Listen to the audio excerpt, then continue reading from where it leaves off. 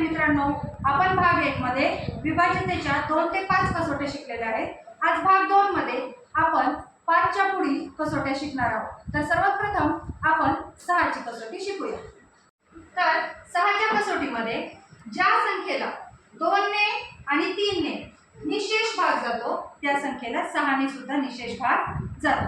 म्हणजेच काय, दिलेल्या संख्येला 2 ने पण पूर्ण भाग केला पाहिजे आणि 3 ने देखील निशेष भाग केला पाहिजे. उदाहरण पाहूया आपण. उदाहरणार्थ 6967 या संख्येला पहा, समसंख्या असल्यामुळे तिला 2 ने पूर्ण भाग जातो आणि 3 ची कसोटी काय सांगते, तर या अंकाची बेरीज जर केली तर त्याला 3 ने भाग जातो. मग आपण याची जर बेरीज केली तर 7 × 18 24 25 26 27 बेरीज येते याची आणि 27 ला 3 ने पूर्णतः भाग जातो. म्हणून या संख्येला 2 ने भाग जातो, 3 ने भाग जातो आणि त्यामुळे या संख्येला 6 ने सुद्धा निशेष भाग जाणार आहे. म्हणजे आणखी एक उदाहरण पाहूया. 9553 या संख्येमध्ये पहा, या संख्येमध्ये 9156 यामध्ये 6 ही समसंख्या आहे, म्हणजे याला 2 ने भाग जाणार आहे आणि या अंकाची जर बेरीज केली आपण तर ती 21 येईल आणि 21 ला देखील 3 ने भाग जातो. म्हणून या संख्येला 2 ने आणि 3 ने भाग जातो, म्हणजे 6 ने सुद्धा निशेष भाग जाणार आहे. या पद्धतीने आपण 6 ची कसोटी लावू शकतो. तर पहा, आता पुढील कसोटी पाहू 8 ची. 8 च्या कसोटीमध्ये म्हटलेलं आहे की एकक, दशक आणि शतक दिलेल्या संख्येमधले जे एकक, दशक, शतक स्थानचे अंक आहेत त्याच्यापासून जी संख्या तयार होते 3 अंकी, तर त्या 3 अंकी संख्येला जर 8 ने निशेष भाग केला तर दिलेल्या पूर्ण संख्येला 8 ने निशेष भाग जातो. आपण उदाहरणाद्वारे समजून घेऊया. पहा, 95424 या संख्येमध्ये एकक, दशक आणि शतक या स्थानचे 3 अंक घ्यायचे आपल्याला आणि याच्यापासून जी 424 संख्या तयार झालेली आहे तिला 8 ने भाग जातो का हे पाहायचं. पहा, आपण 424 ला 8 ने भाग घेऊन पाहूया.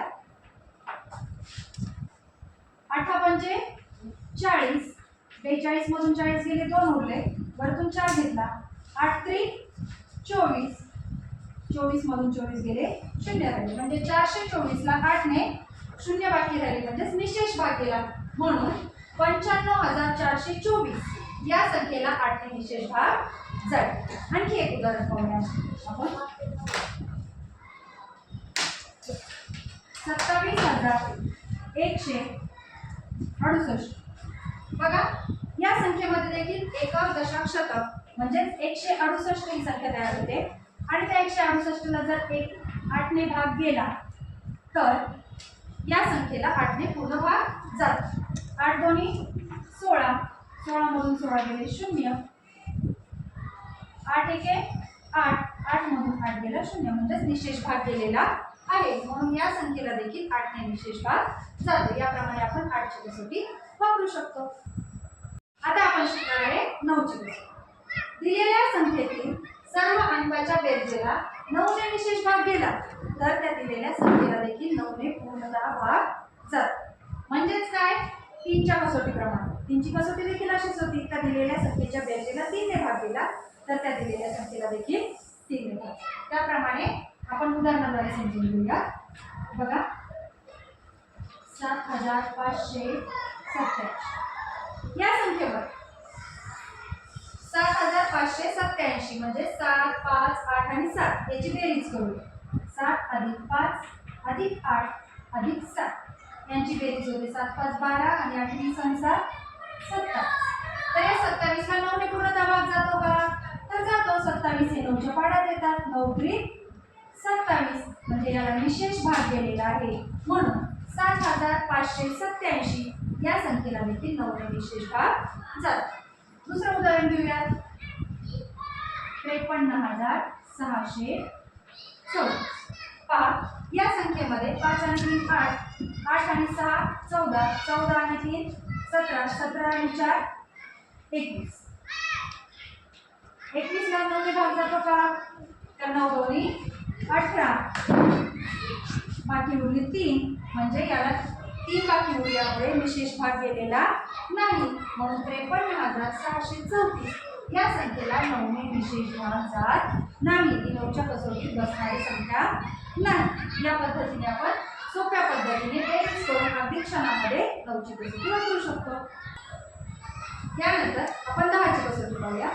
ज्या संख्येच्या एकक स्थानी 0 हा अंक असेल तर त्या संख्येला 10ने विशेष भाग जातो. अगदी सोपे आहे, त्यात काही अवघड नाही.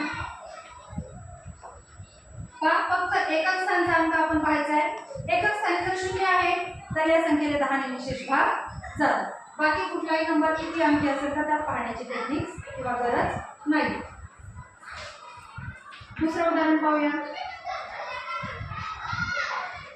इथे जर पाहिलं तर एकक स्थानी 8 आहे, मग या संख्येला 10ने भाग जाणार नाही. फक्त एकक स्थानी 0 अंक असेल तरच भाग जाईल, 0 अंक नसेल तर 10ने भाग जाणार नाही. यानंतर आपण 12ची कसोटी पाहूया. ज्या संख्येला 3 व 4 ची कसोटी लागू पडते त्या संख्येला 12ने विशेष भाग जातो. म्हणजेच काय, तर दिलेल्या संख्येला 3ने भाग गेला पाहिजे आणि 4ने देखील पूर्ण भाग गेला पाहिजे, तर त्या संख्येला 12ने देखील पूर्णतः भाग जातो. आपण उदाहरण पाहूया. 3828. बघा, या संख्येला 3ने आणि 4ने पूर्ण भाग गेला पाहिजे.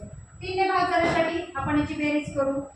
8 आणि 3 11, 11 आणि 2 13, 13 आणि 8 21. 21 ला 3ने भाग जातो म्हणून 3ची कसोटी याला लागू होते. त्यानंतर आपल्याला सांगितलेलं आहे 4ची कसोटी लागू पडली पाहिजे. 4च्या कसोटीसाठी एकक आणि दशक स्थानच्या अंकाला जर 4ने भाग जात असेल तर दिलेल्या पूर्ण संख्येला देखील 4ने भाग जातो. मग आता 28 4च्या पाड्यामध्ये येतो, तर मग 4 7 28. बघा, 28 भागिले 4, 4 7 28, म्हणजे याला पूर्ण भाग केलेला आहे, म्हणजे 4ची पण कसोटी लागू पडलेली आहे. म्हणून दिलेल्या संख्येला म्हणजे 3828 ला 12ने देखील पूर्ण भाग जाणार आहे. आणखी एक उदाहरण पाहूया आपण. 94,236. बघा, 3ची कसोटी लागू पडते का? याची बेरीज करूया आपण. 9 आणि 9 18, 18 आणि 6 24. 24 ला 3ने भाग जातो म्हणजे 3ची कसोटी लागू आहे. शेवटचे दोन अंक पाहूयात. 36 4च्या पाड्यामध्ये येतो. 9 चौक 36 किंवा 4 नव्हे 36, म्हणजे 4ची पण कसोटी याला लागू होते. म्हणून 94,236 ला 12ने देखील पूर्ण भाग जातो. पहा, आपली शेवटची कसोटी आहे 15ची. ज्या संख्येला 3 व 5 ची कसोटी लागू पडते तर त्या संख्येला 15ने विशेष भाग जातो. आता उदाहरण पाहूया आपण. 6,850. या संख्येमध्ये पहा, सुरुवातीला आपण 5ची कसोटी लागू होती का हे पाहणं सोपं आहे. ज्या संख्येच्या एकक स्थानी 5 असतो त्याला 5ची कसोटी लागू होते, म्हणजे याला 5ने भाग जातो. 5ची कसोटी लागू होते, 5ने भाग जातो. आता पाहायचं आपल्याला 3ची कसोटी लागू पडते का? 3ची कसोटी लागू पडण्यासाठी या सर्व अंकांची आपल्याला बेरीज करावी लागेल. 5 आणि 5 10, 10 आणि 8 18, 18 आणि 6 24. तर 24 ला 3ने भाग जातो. आपण 3ने भागला तर 3 1 3, 8 3 3 8 24, म्हणजे 8ने पूर्ण भाग केला, म्हणून याला 3ने पण पूर्ण भाग गेलेला आहे. म्हणून जर आपण आपल्या कसोटीनुसार पाहिलं की ज्या संख्येला 5ने आणि 3ने पूर्ण भाग जातो तर त्या दिलेल्या संख्येला 15ने देखील विशेष भाग जातो. तुम्ही करून पाहू शकता, 15ने भाग देऊन पाहू शकता. आणखी एक आपण मोठ्या संख्येचं उदाहरण घेऊया.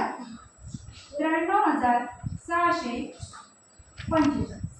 पहा, या संख्येमध्ये एकक स्थानी 5 आहे, म्हणजे याला 5ने भाग जाणार आहे. 5ची कसोटी लागू होणार आहे. मग या अंकाची बेरीज करूया. 9 आणि 3 12, 12 आणि 6 18, 18 आणि 4 22, 22 आणि 5 17. तर 27 ला देखील 3 ने भाग जातो. 3 नवे 27, 9 नंबरला येतो 27, म्हणजे 3 ने देखील पूर्णतः भाग जातो. म्हणून जर 5 ने आणि 3 ने दोन्ही संख्याने भाग जात असेल तर या 93,645 ला 15 ने देखील निशेष भाग जातो. म्हणजेच काय की यापैकी जर फक्त 5 नेच भाग गेला, 3 ने भाग गेला नाही तर मात्र 15 ने निशेष भाग जाणार नाही. पण जर दोन्हीने भाग गेला तरच मात्र हिला 15 ने भाग जाऊ शकतो. या पद्धतीने आपण आतापर्यंत सगळ्या कसोट्या पाहिलेल्या आहेत. यावर आधारित उदाहरणे तुम्हाला पुढील भागात पाहायला मिळतील.